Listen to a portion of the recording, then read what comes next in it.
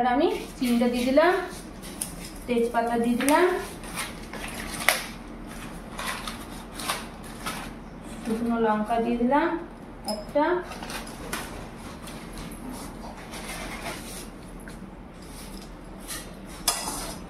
টমেটোটা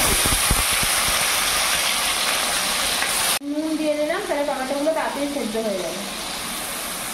এই যে আমি আদা দিয়ে দিলাম একটু, আদাটা আমি গ্রেট করে নিয়েছি। হ্যাঁ, দিয়ে দিলাম, জিরের গুঁড়ো দিয়ে দেবো,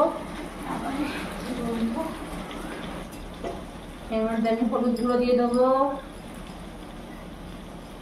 সব এক এক করে গুঁড়ো মশলাগুলো দিয়ে দিলাম, একটু গরম মশলার গুঁড়ো দিয়ে দিলাম। মশলাটা কষানো হয়ে গেছে, এবারে এর মধ্যে আমি আলুগুলো দিয়ে দেবো।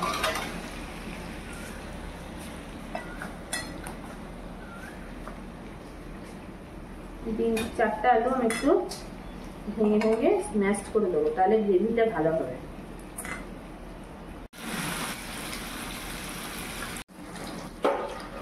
একটু আমুল দুধ গুলে নিলাম, এই আলুর দমটাতে দেবো,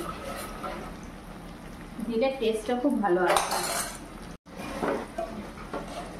এই দুধটা আস্তে আস্তে এখানে দিয়ে দেবো, একটু আমুল দুধ গুলে নিলাম। আপনারা চাইলে এমনি দুধও, লিকুইড দুধও দিতে পারেন। ঘি দিয়ে দিলাম, তাহলে টেস্টটা ভালো হবে।